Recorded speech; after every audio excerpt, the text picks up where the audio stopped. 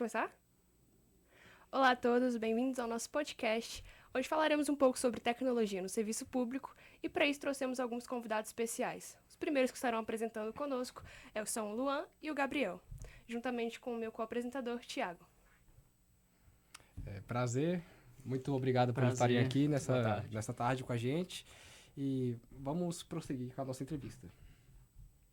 Bom, boa tarde a todos e bom dia para você que está assistindo ao podcast. Meu nome é Luan e hoje irei falar sobre algumas informações a respeito da tecnologia no serviço público. Luan, então você poderia começar compartilhando para nós, por favor, quais são os maiores desafios em relação a essa tecnologia? Acho que em relação aos desafios da tecnologia no serviço público, podemos citar a resistência à mudança. E seria a resistência à mudança tanto da parte do cidadão, como a resistência à mudança do serviço público. A resistência na parte do cidadão é que ainda existe uma parte da população que ainda não entende que ainda há uma certa dificuldade em manusear essa tecnologia. Então, por exemplo, ainda existe muitas pessoas que, em vez de pagar um certo boleto, sei lá, pagar uma dívida, no próprio aplicativo, no celular, para escanear um boleto ou um código, elas têm que se locomover a uma lotérica. E isso demanda tempo, demanda gasolina, caso ela tenha um automóvel, e isso acaba dificultando esse processo. Então, eu creio que a resistência à mudança está presente, né, como um desafio. E também na parte de serviço público, né? Porque, além desse atraso de certa parte da população, há também a falta de capital, né, de recursos financeiros. E sem a presença de recursos financeiros e conhecimentos técnicos por parte dos funcionários, há um atraso nesse desenvolvimento da tecnologia nessa área. Certo. E, Gabriel, quais são as principais necessidades que você enxerga na transformação digital no setor público? Bom, Thiago, primeiramente é necessário capacitar os servidores públicos para utilizar essas novas tecnologias que estão por vir, já que não há uma familiarização atualmente. Além disso, é preciso investir na infraestrutura e na segurança da informação, porque aí a gente consegue fazer uma implementação assertiva dessas tecnologias no serviço público.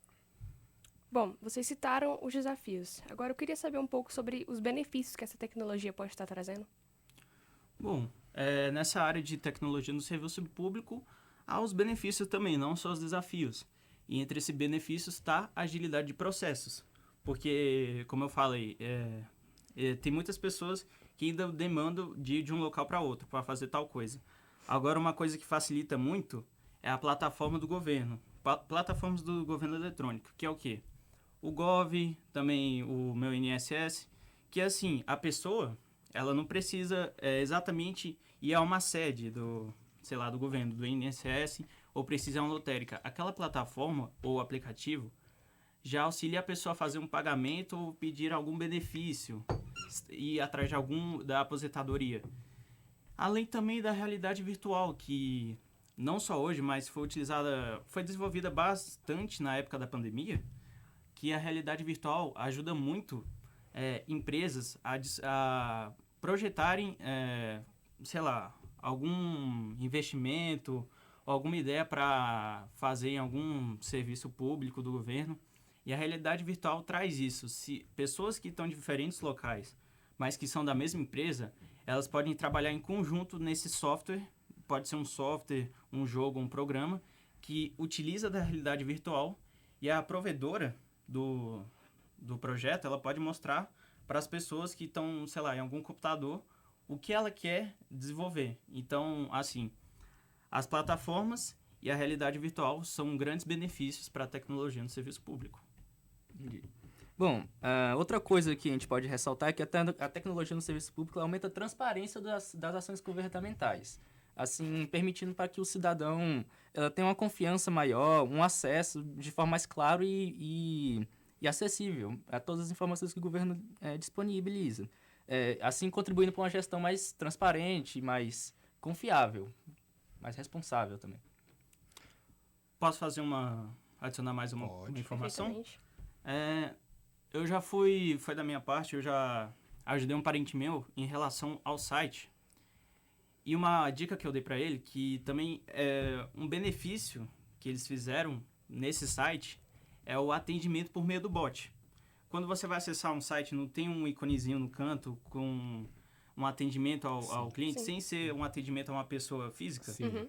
Na maioria das vezes, sei lá, vai ter lá o bonequinho, e aí ele vai pedir informações, e aí ele vai te dar uma categoria de perguntas que possa ajudar suas dúvidas.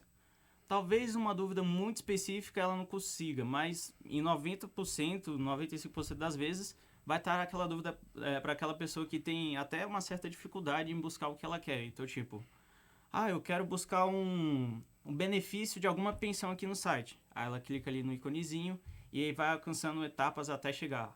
Você quer um benefício de pensão. Então, assim, além da própria plataforma, adicionar bots, né, inteligentes, auxiliam na busca da pessoa por algum serviço. Sim, muito interessante. Só dando um adendo nisso, eu também já utilizei essa plataforma quando eu fui fazer a minha inscrição do Enem e tal, e quando eu estava fazendo os passo a passos, tinha um bot auxiliando, perguntando se eu tinha alguma dúvida, e tudo que eu colocasse ele meio que separava em tópicos. Uhum. E é muito interessante isso que vocês falaram. E agora vamos falar um pouco mais sobre as tendências. Quais são as tendências que podem se destacar nesse contexto? Bom, a tecnologia no serviço público, além de agilizar os processos, ela fortalece a relação entre o governo e o cidadão, como foi dito anteriormente. Uma tendência principal é o uso da inteligência artificial, porque ela pode automatizar processos que antes levariam muito tempo para ser feitos. E assim, ela também pode ajudar nas tomadas de decisões do governo, com base numa base de dados já previamente dita. E uma outra tendência também que eu citei anteriormente, que é a própria plataforma do governo eletrônico, que o site GovBR, ele permite você solicitar documentos. Então, por exemplo, se você quer fazer alguma assinatura de um documento, em vez de você fazer de uma forma física ali, você pode assinar digitalmente, ou você pode procurar algum documento que você, sei lá, conseguiria em outro local, em um cartório, e além disso, dos documentos, também tem, você pode pagar certos boletos ou impostos por meio do próprio site do Gov. E também, do meu exemplo mesmo, que eu utilizei foi o site do Detran, porque eles dão para você duas opções. Ou você pode ligar pelo número lá do Detran, ou você pode fazer o acesso ao site. E assim, imagino que até ligar e achar um atendente teria um certo processo. Agora, quando você acessa o site do Detran, você só coloca suas informações e ali você tem tudo de pronta entrega ali. Que, tem a informação da CNH, o processo se você passou ou não na habilitação, na direção. Então, assim, esse negócio de plataforma facilita e muito, né? E é uma tendência, assim, atualmente. Além também do próprio blockchain, né? Que é como se fosse um registro de compras que a pessoa faz, por exemplo, em alguma empresa ou em algum local. E esse blockchain, ele serve como uma forma de assegurar as suas compras. Então, o blockchain, ele facilita muito na contratação pública, né, de pessoas. E também na segurança da própria compra delas, né? Bom, além do que você falou, ainda existe uma coisa muito interessante que é o Big Data. Ele tem uma função muito boa, que ele possibilita a coleta, armazenamento e análise de grandes volumes de dados. E com essa função, o governo pode identificar padrões para o futuro do Estado e tomar decisões mais eficientes, assim como foi dito anteriormente. Muito interessante que vocês falaram sobre as tendências, né? Mas eu queria saber um pouco mais sobre isso que vocês acabaram de falar, esses dois termos, né? Blockchain e o Big Data. Vocês poderiam exemplificar um pouco melhor? Assim, o blockchain é como se fosse um livro digital compartilhado entre várias pessoas. Só que você não vai ter as suas informações violadas, pois o governo vai estar protegendo elas. E um exemplo de blockchain que muita gente utiliza hoje em dia, tem o acesso hoje em dia a nota fiscal eletrônica. Como quando você vai, sei lá, fazer uma compra no shopping ou no mercado, eles acabam te entregando a notinha com todas as informações, além de ter a opção de você colocar o seu CPF, para colocar o seu nome naquela compra. E eu falo isso porque o blockchain, o governo ele criou um programa em relação à nota fiscal que aqui no DF se chama nota legal, que é o quê? Você faz compra em certos lugares, coloca o seu nome e através desse site você pode ver se você tem créditos com o governo e a partir desses créditos você pode diminuir o valor de um imposto do governo, tipo IPVA, ou você pode concorrer a prêmios, tipo um carro, uma certa quantia de dinheiro. Então, sim, assim, além do governo estar te ajudando com essa tecnologia, além de estar proporcionando esse benefício para a população, ele ainda passa a mensagem de quê? De que se você colocar sempre o seu nome e pedir a nota fiscal, não tem chance de ocorrer algum fraude de uma empresa ou de alguma forma de pirataria. Então, é bem importante. Perfeitamente. Bom, no setor público, complementando o que ele disse, o blockchain ele pode ser utilizado para verificar a autenticidade de documentos e transações, como é o exemplo do Nota Legal, que ele, querendo ou não, ele é uma forma do governo controlar as transações das populações no geral. E outra coisa interessante do blockchain é que ele pode, junto com o Big Data, ele pode prever processos, prever tendências para o futuro do governo, e ele vai ser uma peça muito importante no futuro, não agora, mas no futuro, para melhorar políticas públicas, porque ele é muito bom para isso. Bom, obrigada, Gabriel, e obrigada, Luan, por trazer essa explicação, né, sobre o blockchain e o Big Data. Esclareceu minhas dúvidas. E muito obrigada pela participação de vocês, né, nesse podcast, foi realmente muito esclarecedor. Sim. Agora nós vamos para o nosso segundo bloco, onde vamos trazer mais novos convidados que estarão respondendo também mais algumas perguntas e também dando segundas opiniões em algumas delas. Obrigada. Bom, pessoal, agora voltamos para a nossa segunda parte do nosso bloco. Estamos aqui com o Matheus, com a Maria Clara e com a Maria Fernanda. E estamos muito ansiosos para saber o que eles têm a falar. Sejam bem-vindos e queremos muito ouvir o que vocês têm a falar para nós. Sim, é um prazer ter vocês aqui conosco, que também é muito importante termos segundas opiniões sobre esse assunto que é tão amplo. Sejam muito bem-vindos ao nosso podcast. Muito obrigado, Carol e Thiago. É uma honra estar aqui com vocês nesse videocast e vai ser ótimo compartilhar nosso conhecimento com vocês e com o pessoal que vai estar assistindo a gente. Agradecemos o convite. Estamos empolgados em falar sobre a tecnologia no serviço público e trazer comentários relevantes sobre o tema. Com certeza, a gente tem estudado e acompanhado de perto essas tendências e desafios relacionados ao setor público e a gente está super pronto para responder qualquer pergunta. Perfeito, então. Então vamos começar. Eu queria perguntar para vocês um pouco sobre a implementação do sistema de inteligência artificial, né, nesse setor público. Como é que vocês veem o potencial dessa tecnologia para melhorar os processos e os serviços oferecidos? Sim, e também gostaríamos de saber quais são os principais desafios que vocês enxergam nessa adoção e no uso efetivo da inteligência artificial nesse setor. Tá, então, com certeza, Carol e Thiago, a inteligência artificial, ela vai ter um potencial imenso para alavancar, assim, no setor público. Então, a gente pode pegar atividades repetitivas dentro dos órgãos públicos e a gente vai usar o RPA, que é automação de processos robóticos. Uhum. A gente vai pegar essas tarefas repetitivas e usar softwares para fazer essas atividades. Então, a gente vai pegar, por exemplo, processamento de formulários, coleta e entrada de dados, e a gente vai liberar tempo para os servidores para fazer algumas coisas mais importantes para eles. Além disso, a inteligência artificial ela também pode ajudar os cidadãos. Uhum. Então, basicamente, a gente vai usar uns chatbots inteligentes. Eles vão poder... como é que eu posso dizer? Eles vão dar acesso para a gente de respostas das nossas dúvidas, problemas, a qualquer hora do dia, sem ter o contato assim, com o humano. Então, é tanto bom assim, quanto para o cliente, quanto para a pessoa, para o profissional que está trabalhando. Eles vão ter mais tempo para coisas mais importantes. Tem uma facilidade maior no... Também. Ok. Outro ponto importante é a capacidade da inteligência artificial analisar grandes volumes de dados de forma precisa e eficiente. Isso possibilita a identificação de padrões, referências, tendências e insights, que podem brasar tomadas de decisão mais informadas. Por exemplo, ao analisar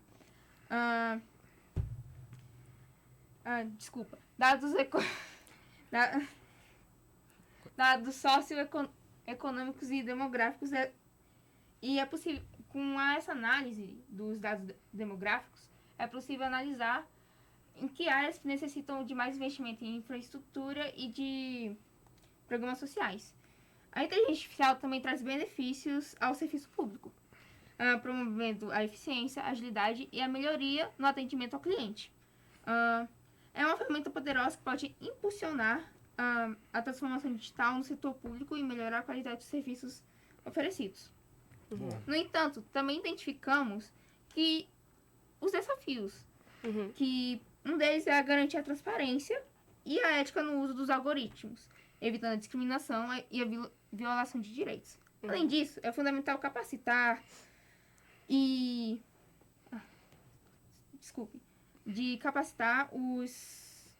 os servidores para eles conseguirem utilizar essa ferramenta de maneira eficiente. E garantir que seja utilizada da maneira correta, que não dê problema, etc. Outro desafio é fazer com que os sistemas atuais eles consigam se comunicar com a inteligência artificial. Então, é importante que essas informações elas possam ser compartilhadas entre diferentes setores, né, de forma eficiente, para que todas as pessoas tenham acesso a esses dados que elas precisam. A gente também precisa lidar com essas mudanças e criar uma forma onde a inovação e a colaboração sejam, como posso dizer, valorizadas dentro dessas organizações públicas. E isso significa que é importante a gente estimular ideias novas, a gente fazer com que as pessoas consigam trabalhar juntas e encontrem soluções melhores. Perfeitamente, né? São muitos pontos a serem trabalhados, né, nessa questão de inteligência artificial. E ela traz realmente muitas oportunidades, né, nesse serviço público. Então, a gente tem que passar por desafios, né, para poder chegar nesses benefícios. Então, realmente, muito obrigada por compartilharem essa experiência e esses dados conosco. Sim, e também completando mais essa nossa conversa, foi muito bom realmente escutar isso que vocês falaram. E eu gostaria de saber, em relação à segurança cibernética nesse mesmo contexto, quais são os principais desafios e medidas que devem ser adotadas para proteger os sistemas de dados no serviço público? Então, respondendo essa pergunta, Thiago, a segurança cibernética é realmente um ponto muito importante quando a gente está falando de tecnologia no setor público. Como assim? Como é que eu posso dizer? Como está tendo sempre ameaça, vazamento de dados, a gente deve usar algumas ferramentas como firewalls, antivírus, criptografias. E, além disso, eu acho importante a gente utilizar as nuvens privadas para a gente armazenar os nossos dados, se for um setor público. Porque se for uma nuvem pública, não vai ter muita segurança. Sim, a chance de vazar algum dado acaba sendo até maior, né? Exatamente. Sim, eu entendo. Além disso, é fundamental que a gente ensine a esses servidores públicos como eles se protegem dessas ameaças, através de treinamentos e regras claras sobre como que esses sistemas e dados funcionam, como eles vão funcionar ali de forma segura. Perfeitamente. Muito obrigada por isso, né? Agora eu quero perguntar uma coisa para vocês, voltando um pouco no tempo, em relação à pandemia. Eu quero saber como essa tecnologia tem sido uma aliada para poder superar esses desafios. Então, a tecnologia tem sido uma grande aliada durante a pandemia para o serviço público, porque, por exemplo, ela possibilitou o home office, as reuniões virtuais, também um atendimento remoto aos clientes. Enfim, isso tem contribuído para a continuidade dos serviços públicos. Mesmo assim, diante de restrição de mobilidade, de saúde, que alguém não podia trabalhar, a pessoa estava ali de casa no home office. Além disso, a tecnologia permitiu que as pessoas trocassem informações em tempo real e também a coordenação entre os órgãos. Então, isso ajudou bastante no combate à pandemia. Sim, tanto que muitas das empresas usam até hoje, né, o home office, adotaram essa prática como... Sim, Graças a Deus. E tanto na parte que você falou que na segurança de dados juntou aquele aplicativo do governo que você consegue monitorar suas vacinas, tudo certinho, que facilitou, muito a vida de todo mundo. Conect SUS. Isso. Com certeza. A tecnologia tem nos ajudado a enfrentar os desafios da pandemia. Ela tem ela tem possibilitado a digitalização dos processos e o acesso remoto aos serviços públicos, que nem você falou, reduzindo a necessidade do deslocamento até esses pontos de serviço, contribuindo para a segurança dos cidadãos, como na pandemia mesmo, para evitar a disseminação. Disseminação. Isso. Da Covid, isso. Exatamente. Além disso, soluções tecnológicas como aplicativos de rastreamento de contatos têm sido utilizados para monitorar e controlar a propagação de vírus. Isso é verdade. E realmente, voltando no que ele disse, né? Esse próprio aplicativo da criação, de mostrar as vacinas que você tomou é muito importante, né? Porque muitas pessoas não precisavam ficar andando com suas cadernetas de vacinação, né? Só mostrar no aplicativo que você tomou a vacina Nem e tudo eu uso certo, mais né? essa cadernetinha. Ninguém usa mais, né? Anda com esse papel e tudo. Você tá ali com o aplicativo, você abre, tá tudo digitalizado, muito mais fácil, muito mais simples. Então, realmente é muito bom, né? Mas como nem tudo são de prós, né? A gente tem que falar sobre os contras, né? Então, quais foram os desafios que foram enfrentados, né, na tecnologia em relação à pandemia? Então, vou citar 3 desafios aqui, muito importantes que eu achei.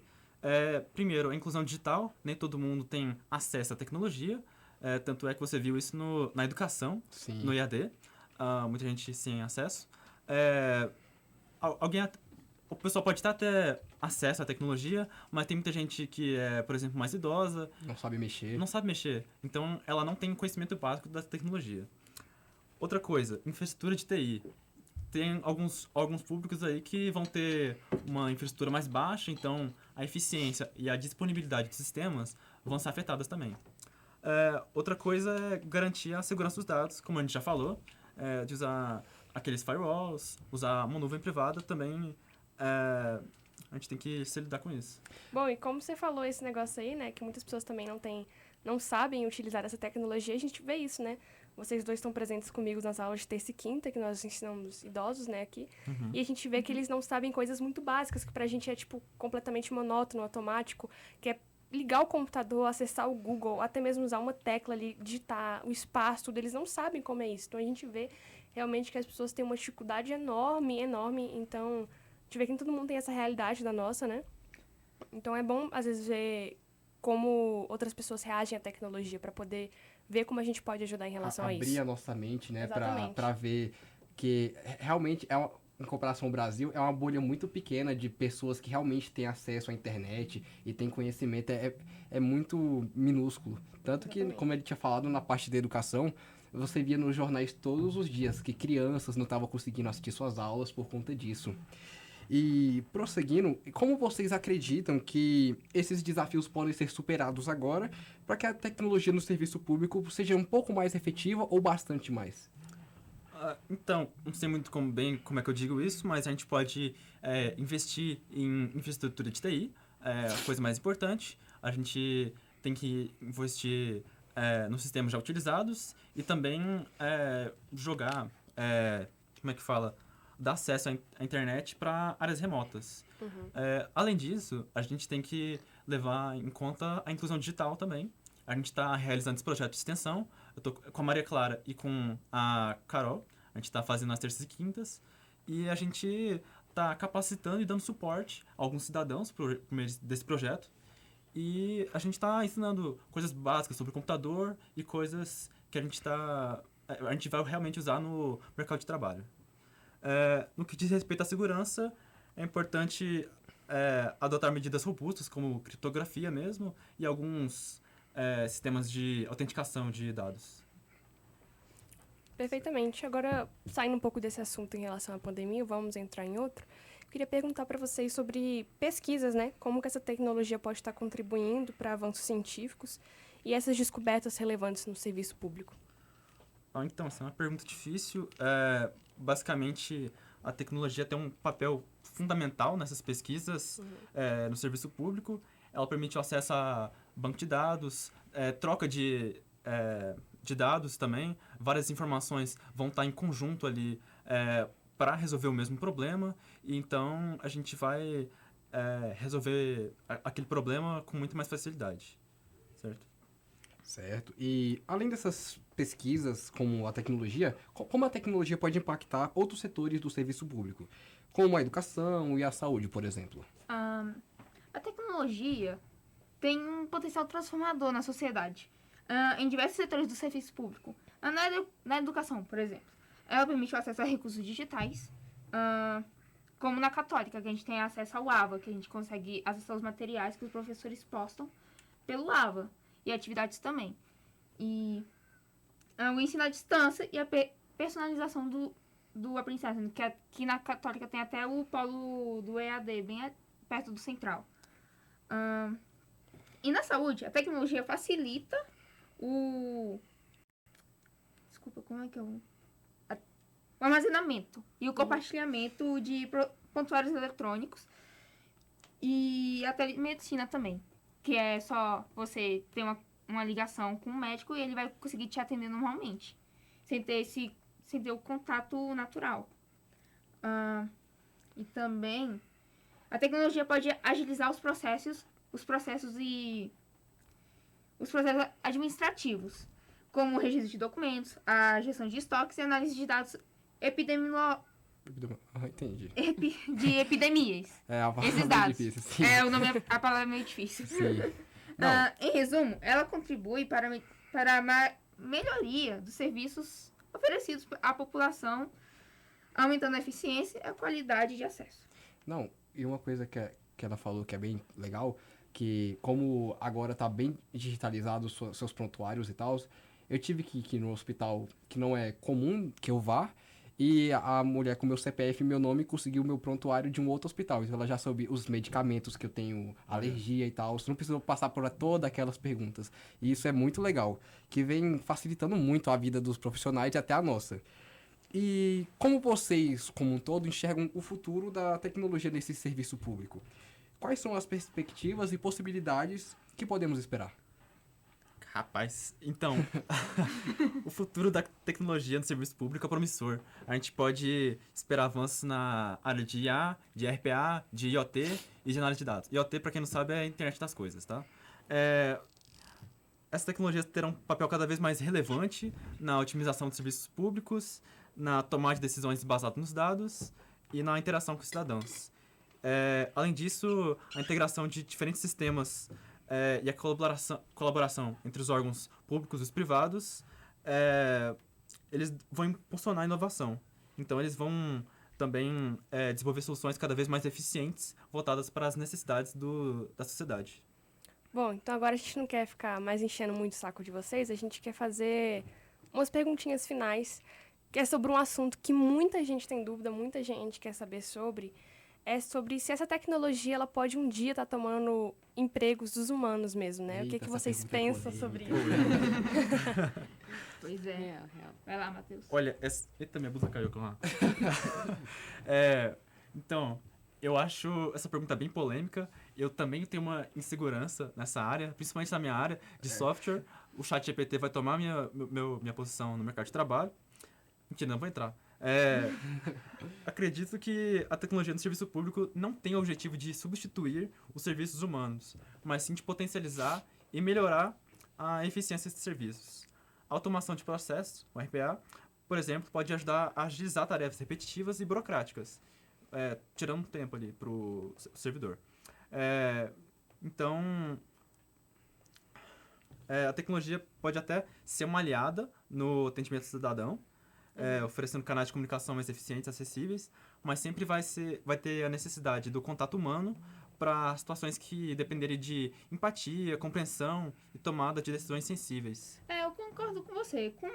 A tecnologia no serviço público não deve ser encarada como uma substituição, mas deve ser vista como um auxílio, um ajudinho, um empurrãozinho.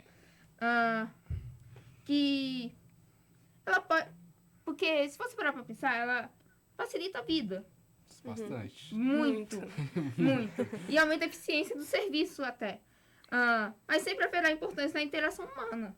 Sim. Como que ele falou, que quando algumas questões exigem empatia, situações de análise de contexto e decisões complexas, sensíveis, mais ou menos. Partes que usam mais a parte sentimental. Isso, a parte que o humano tem e a máquina não. Sim, é verdade. Desculpa. Não, eu ia fazer mais uma pergunta que como vocês veem o equilíbrio entre o uso da tecnologia e a preservação dos empregos aqui nesse mesmo serviço? Essa é uma questão importante. É fundamental encontrar um equilíbrio entre o uso da tecnologia e a preservação dos empregos. Senão a gente não tem emprego. A tecnologia pode trazer automação e eficiência, mas é necessário também a gente planejar e requalificar os profissionais para se adaptar às novas demandas. Não adianta nada as IAs tomarem conta e a gente não se esforçar para a gente ocupar nosso lugar no mercado de trabalho. O que mais? Ok. O objetivo é garantir que a tecnologia seja uma aliada na melhoria dos serviços e na qualidade de vida dos cidadãos, sem deixar de lado a valorização e respeito aos profissionais que atuam no serviço público. Perfeitamente, né? Gostaria de agradecer muito pela presença de vocês aqui na tarde de hoje. Foi muito esclarecedor, né? Nós tínhamos bastante dúvida em relação a várias coisas e elas foram esclarecidas aqui, né? Então, muito obrigada por estarem compartilhando seu conhecimento conosco. Sim, e com certeza, nossa, foi extremamente valioso ter vocês aqui, passando suas experiências e sanando nossas dúvidas, né? E realmente é muito legal saber como as tecnologias estão impactando nesse nosso serviço público. E vocês trouxeram questionamentos e respostas muito bem pontuais que... Eu tô saindo daqui outra pessoa. Então, realmente, eu tive aquela dúvida que você falou sobre a inteligência pegar meu emprego, mas é muito tranquilo. E é muito importante, né, saber sobre isso para estar nos refletindo sobre os desafios que vão vir futuramente. Exatamente. Bom, e muito obrigada a você que assistiu o nosso podcast até o final. Esse, com certeza, não vai ser o nosso último podcast. Então, é isso. Muito obrigada. Muito obrigado e tenha um ótimo dia.